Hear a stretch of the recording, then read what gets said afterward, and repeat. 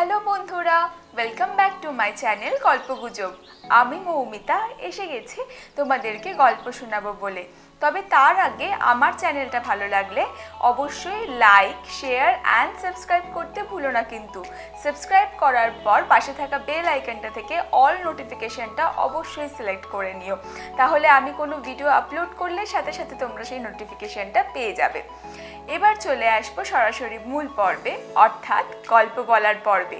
চলো দেরি না করে দেখে নিই আকাশে সেদিন কিসের শব্দ ছিল, কি হয়েছিল শুভদীপ আর রনিতার পরিণতে।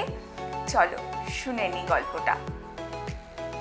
আকাশে কিসের শব্দ, লেখক অনিশ দেব। গল্পের শেষটুকু পড়ার আগে আগের দিনকে যতখানি আমি গল্পটা বলেছিলাম তার লাস্ট পার্টটুকু আমি ছোট করে একটু জিস্ট করে দিচ্ছি, যাতে পরেরটা বুঝতে সুবিধা হয় তোমাদেরকে। তো আমরা দেখছিলাম যে শুভদীপ একজন সায়েন্টিস্ট, তার স্ত্রী রনিতা স্বভাবে একটু টকেটিভ, মানে বেশি কথা বলে।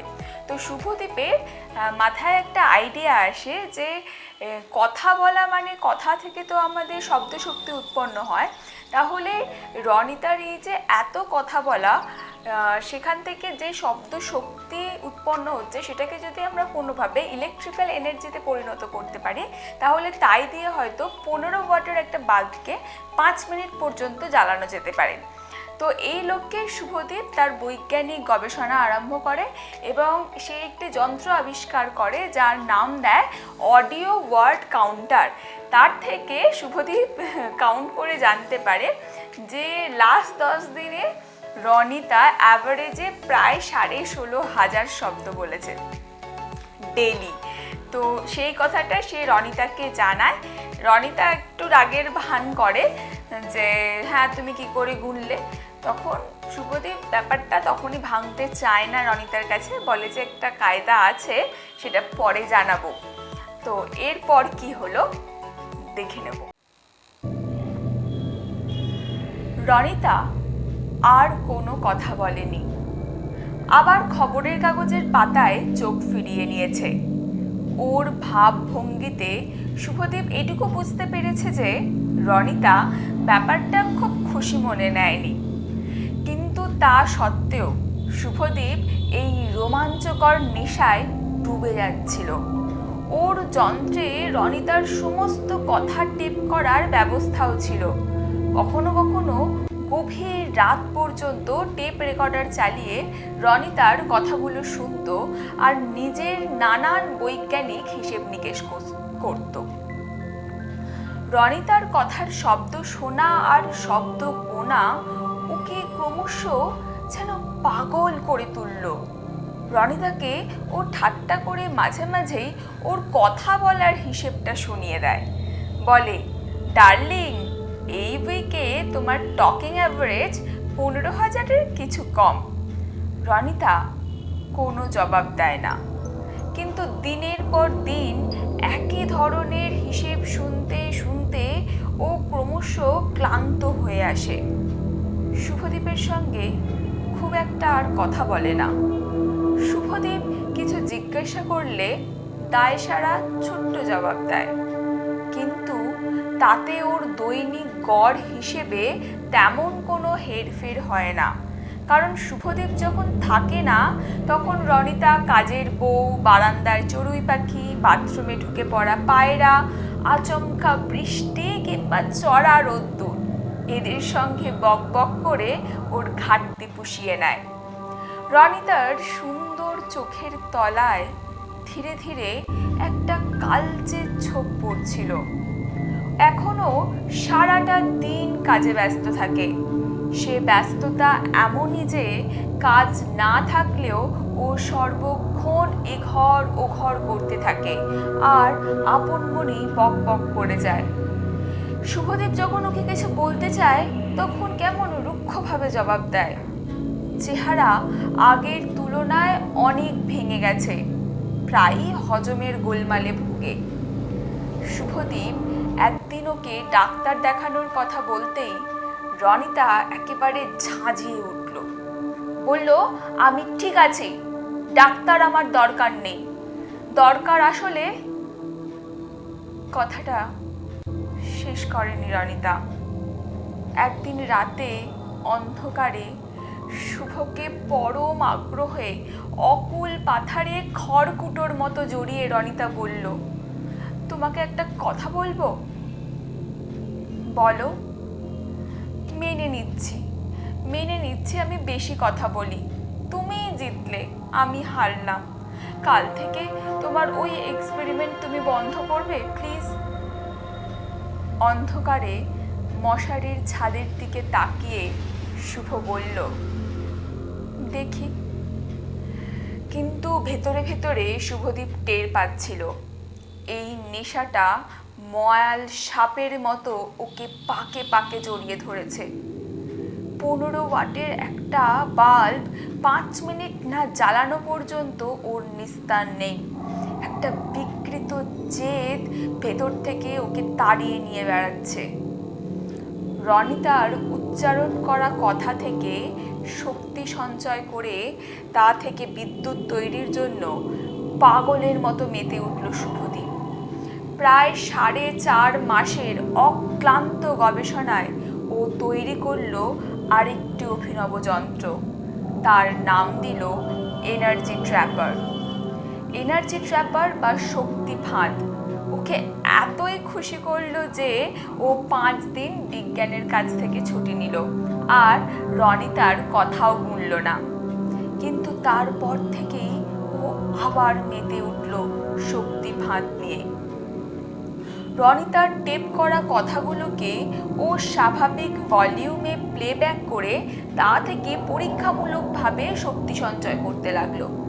চৌম্বক ক্ষেত্রের মধ্যে স্ট্যান্ডে বসানো একটা ছোট্ট গোলকে শব্দ শক্তিকে ফোকাস করে কেন্দ্রীভূত করল শুভদীপ। তারপর অতি উচ্চ ক্ষমতা সম্পন্ন ফোর্স ফিল্ড প্রয়োগ করে সেই শক্তিকে বন্দি করল। আর তখনই চকচকে গোলকটা ভেসে উঠল শূন্যে। তার গায়ে আলো পড়ে অদ্ভুত এক বর্ণালী তৈরি করে ওটা, যেন একটা স্বপ্নের বুদবুদ হয়ে ঘরের মধ্যে ভেসে বেড়াতে লাগলো। শুভদীপ অবাক হয়ে দেখতে লাগলো রনিতার কথা ভেসে বেড়াচ্ছে ওর ল্যাবরেটরিতে, তার গায়ে বর্ণালীর খেলা। এরপর অন্তত মাসখানেক ধরে শুভদীপ ওর এনার্জি ট্র্যাপার নিয়ে নানান পরীক্ষা নিরীক্ষা করে চলল। এখন ওর ল্যাবরেটরির দরজা খুললেই দেখা যায় ছোট বড় অসংখ্য রঙিন বুদবুদ স্থির হয়ে ভেসে আছে ঘরের ভেতরে। বাতাসে সামান্য আলোড়ন তুললেই সেগুলো হেলে দুলে নড়ে চড়ে বেড়ায়। শুভদীপ ঘরের ভেতরে একটা চেয়ারে হেলান দিয়ে বসে ওগুলোকে দেখে, আর একটা অদ্ভুত তৃপ্তি ওর বুকের ভেতরে উঁকি ঝুঁকি মারতে থাকে। একদিন সন্ধেবেলা কাজ থেকে বাড়িতে ফিরে শুভদীপ রনিতাকে বলল, রনি, একটা গুড নিউজ আছে। রনিতা নিচু গলায় যান্ত্রিকভাবে বলল, কি? ডক্টর দত্ত, আমাদের ইনস্টিটিউটের ডিরেক্টর, বলেছেন আমার রিসার্চের 3rd স্টেজ সাকসেসফুল হলে এই বিষয়ে নতুন একটা প্রজেক্ট শুরু করবেন। আমি হব তার চিফ ইনভেস্টিগেটর। শুনে খুশি হলাম। রনিতার স্বরে কোনো প্রাণ ছিল না। জানো 3rd স্টেজ মানে কি? না, জানি না। শুভদীপের মনে হলো ও যেন কোনো রোবটের সঙ্গে কথা বলছে, কিন্তু তাতেও ও দমে গিয়ে বলল, 3rd স্টেজ মানে একটা বাল্ব জ্বালানো 5 মিনিটের জন্যে। রনিতা কোনো কথা বলল না, কোনো রকম প্রতিক্রিয়াও দেখা গেল না ওর চোখে মুখে। কিছুক্ষণ চুপ করে থেকে রনিতা বলল, যাই, তোমার জন্য চা করি গিয়ে। শুভ ওকে খুশি করার জন্য বলল, একবার ও ঘরে গিয়ে দেখবে চলো, ঘরময় কতকগুলো রঙিন বল ভেসে বেড়াচ্ছে। ওই বলগুলোর ভেতরে তোমার কথার শক্তি লুকিয়ে আছে। ভাবতেই কেমন গায়ে কাঁটা দেয় না? রনিতা অস্পষ্ট গলায় বলল, আমি যখন থাকবো না তখনও ওগুলো থেকে যাবে না? হ্যাঁ, তুমি তো জানো বিজ্ঞানীরা চলে যায় একের পর এক, কিন্তু বিজ্ঞান থেকে যায়। রনিতা হঠাৎই গলা পাল্টে কেমন অসহায় সুরে বলল, আমার কথা তুমি একটুও ভাবো না? না? শুভদীপ মাথা সামান্য ঝুঁকিয়ে বলল, ভাবি, কিন্তু আমার রিসার্চটা যে অনেকটা সময় নিয়ে নেয়। রনিতা রান্নাঘরের দিকে চলে গেল, আর শুভদীপ ওর গবেষণার তৃতীয় ধাপ নিয়ে ভাবতে লাগলো। একটা ব্যাপার শুভদীপ লক্ষ্য করছিল, ওর সামনে রনিতা ইদানিং ভীষণ কম কথা বললেও সারাদিনে ওর টকিং অ্যাভারেজ আগের তুলনায় অনেক বেশি। শুভর ডিজিটাল অডিও ওয়ার্ড কাউন্টার সেই তথ্যটাই রোজ রোজ জানিয়ে দিচ্ছিল ওকে। রনিতার টেপ করা কথাগুলো রাতে শোনার সময় বেশ তাজ্জব হয়ে যাচ্ছিল শুভদীপ। আগে ওর কথাবার্তার পিছনে যদিও বা কোনো অজুহাত বা কারণ থাকতো, এখন সেসবের কোনো বালাই নেই। যখন তখন যা খুশি বকবক করে যায় ও, কথার কোনো মাথা মুন্ডু নেই, একেবারে যেন পাগলের প্রলাপ। রনিতা কথা বলতে এত ভালোবাসে? শুভদীপ মাঝে মাঝেই ভাবে এই নিয়ে গবেষণা বন্ধ করবে, কিন্তু ওর ভেতরে একটা জেদি আর কৌতূহলী মন ওকে থামতে দেয় না। একদিন শুভদীপের গবেষণার তৃতীয় ধাপও সফল হলো। একদিন সত্যি সত্যি ও একটা 15 ওয়াটের বাল্বকে 6.5 মিনিটের জন্য জ্বালিয়ে রাখতে পারলো। তখন ও খুশিতে হাততালি দিয়ে উঠল বাচ্চা ছেলের মতো। ওর গবেষণা নিয়ে রনিতার সঙ্গে আবোল তাবোল অনেক কথা বলে গেল। আনন্দের ঝোঁকে ও খেয়ালই করল না রনিতার মুখে এক থমথমে ছাপ। মাথা নিচু করে চুপচাপ বসে আছে, চোয়ালের হাড় স্পষ্ট হয়ে আছে। সেদিন রাতে একটা দুর্ঘটনা ঘটে গেল। রাত তখন কত হবে শুভদীপ জানে না। জিনিসপত্র ভাঙচুরের শব্দ পেয়ে ওর ঘুম ভেঙে গিয়েছিল। প্রথমেই যেটা খেয়াল করলো রনিতা পাশে নেই। তখন শুভদীপ আর দেরি করেনি, পলকে ঘুমের ঘোর কাটিয়ে উঠে রওনা হয়েছে শব্দ লক্ষ্য করে। স্পষ্ট বুঝতে পেরেছে শব্দগুলো ভেসে আসছে ওর ল্যাবরেটরি থেকে। ল্যাবে গিয়ে এক মর্মান্তিক দৃশ্য দেখল শুভদীপ। ঘরের বেশ কিছু যন্ত্রপাতি ওলট পালট করে ভেঙে চুরে ফেলেছে রনিতা। ঘরের বুদবুদগুলো এপাশে ওপাশে ভেসে বেড়াচ্ছে, আর অসহায় ভাঙাচোরা মেয়েটা মেঝেতে বসে হাউমাউ করে কাঁদছে। এসব এসব কি হচ্ছে রনি? কাঁদছো কেন? রনিতা স্বামীর কথায় ভ্রুক্ষেপই করল না, আকুল হয়ে কেঁদে চলল। শুভদীপের কাছে ব্যাপারটা হেয়ালির মতো লাগছিল। ও অনেক করে রনিতাকে বোঝানোর চেষ্টা করলো, কিন্তু কোনো লাভ হলো না। এক প্রচণ্ড জেদ রনিতাকে একেবারে অন্য মানুষ করে দিয়েছে।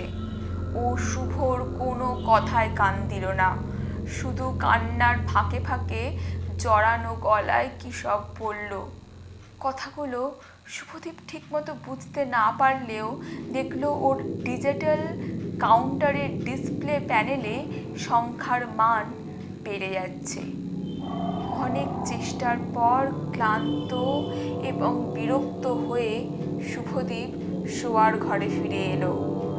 অন্ধকারে চুপচাপ শুয়ে রইল বিছানায়। তখনও ওর কানে রনিতার কান্নার গোঙানি ভেসে আসছে। ভোরবেলা শুভদীপই রনিতার মৃতদেহ আবিষ্কার করল। ডাইনিং হলে সিলিং পাখার সঙ্গে শাড়ি বেঁধে ঝুলে পড়েছে ও। লম্বা হয়ে থাকা নিষ্প্রাণ পায়ের নিচে ডাইনিং টেবিল উল্টে পড়ে আছে, আর ডাইনিং হলে ভেসে বেড়াচ্ছে দুটো শব্দের বুদবুদ। ল্যাবরেটরি থেকে কিভাবে ওরা এ ঘরে এলো কে জানে। শুভর মনে হলো ওই বুদবুদ জোড়া রনিতার আত্মহত্যার একমাত্র সাক্ষী। কয়েকটা চড়ুই পাখি ঘরের জানলায় বসে কিচিরমিচির করছিল। ওদের সঙ্গে কথা বলার আর কেউ নেই। একটু খোঁজাখুঁজি করতেই সুইসাইড নোটটা দেখতে পেল শুভদীপ। ডাইনিং হলের এক পাশে একটা ক্যাবিনেটের উপরে স্টিলের গ্লাস দিয়ে চাপা দেওয়া ছিল। তাতে রনিতা লিখে গেছে, আমার মৃত্যুর জন্যে কেউ দায়ী নয়। অনেক কথা বলার ছিল, বলা হলো না। শুভদীপ আর সইতে পারেনি। বেপরোয়া কান্নায় ভেঙে পড়েছে রনিতার পায়ের নিচে। ও স্পষ্ট বুঝতে পারছিল সুইসাইড নোটের শেষ লাইনটায় রনিতা যা বলতে চেয়েছে তার মর্ম শুভদীপ ছাড়া আর কেউই বুঝতে পারবে না। এরপর থানা, পুলিশ, পাড়া প্রতিবেশীদের গুজব আর মন্তব্যে বেশ কয়েকটা দিন কেটে গেল। তারপর থেকে শুভদীপ একা।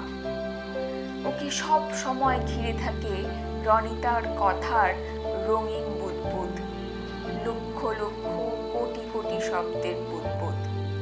মাঝে মাঝে টেপ চালিয়ে রনিতার কথা শোনেও।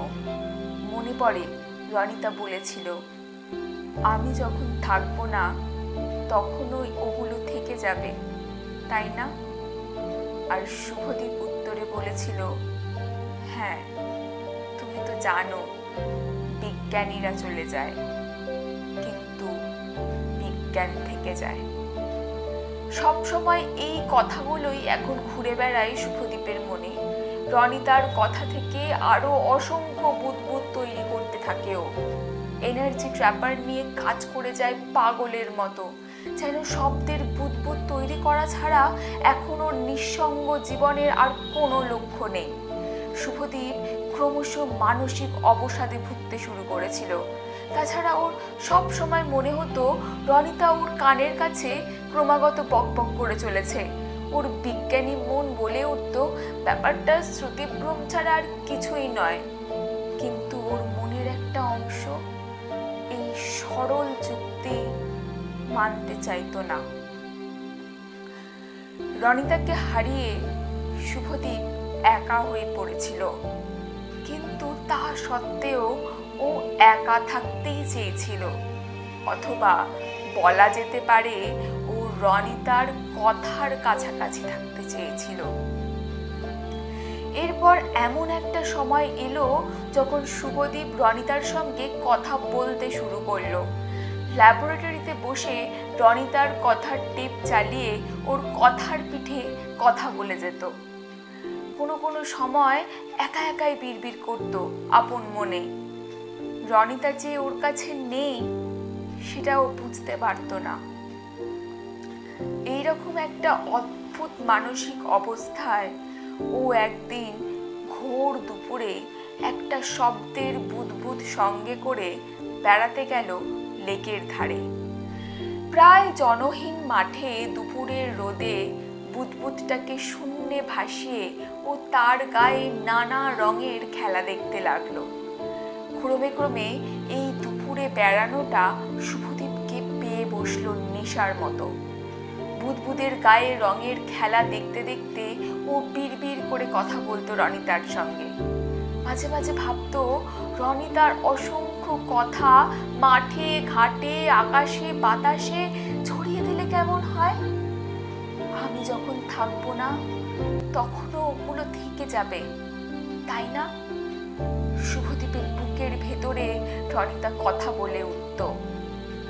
এইভাবে যখন সময় কেটে যাচ্ছে তখন একদিন শুভদীপ ঠিক করল ঘনীভূত শব্দের বুদবুদগুলোকে দুপুরের খোলা মাঠে নিয়ে গিয়ে সমস্ত শব্দ শক্তিকে এক মুহূর্তে ছড়িয়ে দেবে আকাশে বাতাসে।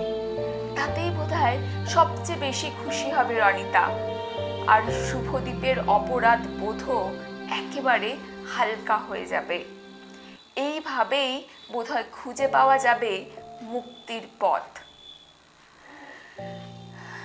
দুপুরবেলা খোলা মাঠে গাছতলায় বসে শূন্যে ভেসে থাকা দু একটা বুদবুদের রঙিন শরীরের দিকে তাকিয়ে শুভদীপ এই মুক্তির কথা ভাবত, আর রনিতার সঙ্গে বিড়বিড় করে কথা বলতো আপন মনে। ওর আশা ছিল শুধু একটাই, ও চলে যাবে কিন্তু ওর বিজ্ঞান থেকে যাবে সকলের জন্যে। এখন আমি বুঝতে পারছি 11ই নভেম্বর বেলা 12টা নাগাদ কি হয়েছিল।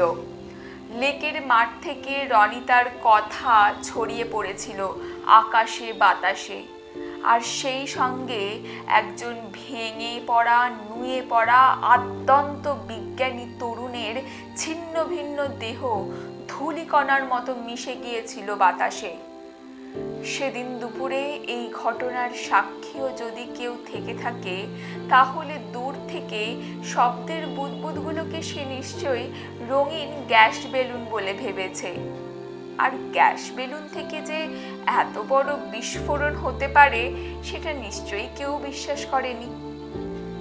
চিঠির শেষে শুভদীপ লিখেছে, আমার নির্দেশ মতো এ চিঠি তোর হাতে পৌঁছবে চরম ঘটনার বেশ কিছুদিন পর, তবে তার আগেই তুই শব্দ শুনে টের পেয়ে যাবি আমি আর নেই। না, আমার এই ব্যাপারটাকে তুই সুইসাইড বলে ভুল বুঝিস না, এটা আমার এক্সপেরিমেন্টের একটা পার্ট। যদিও রনিতার কথা আকাশে বাতাসে ছড়িয়ে গেলে কি হবে তা দেখা আমার পক্ষে আর সম্ভব হবে না। আমার গবেষণার সমস্ত কাগজপত্র এই সঙ্গে পাঠালাম। এগুলো আমার ইনস্টিটিউটের ডিরেক্টর ডক্টর দত্তকে দিয়ে দিস। আমি জানি এই চিঠি পেলে তুই দুঃখ পাবি, কিন্তু জানিসই তো বিজ্ঞানই চলে যায় কিন্তু বিজ্ঞান থেকে যায়। এটাই ছিল শুভদীপের শেষ চিঠির শেষ লাইন। গল্পটা এখানেই শেষ হলো। কল্পবিজ্ঞানের সাথে মানুষের মনের অন্তরের নানান কাটাছেঁড়ার এক অসাধারণ উপস্থাপনা এই গল্পটি। আমার তো ভীষণ প্রিয় একটি গল্প। আপনাদের কেমন লাগলো নিচের কমেন্ট বক্সে জানাতে ভুলবেন না কিন্তু। আপনাদের কমেন্ট আমাকে সত্যি অনেক বেশি অনুপ্রাণিত করে। আর যদি ভালো লাগে তাহলে অবশ্যই অনেক শেয়ার করবেন যাতে সবাই এই গল্পটা শুনতে পায়। আজকে অনিশ দেব আমাদের মধ্যে আর নেই, কিন্তু নেই বললে ভুল হবে।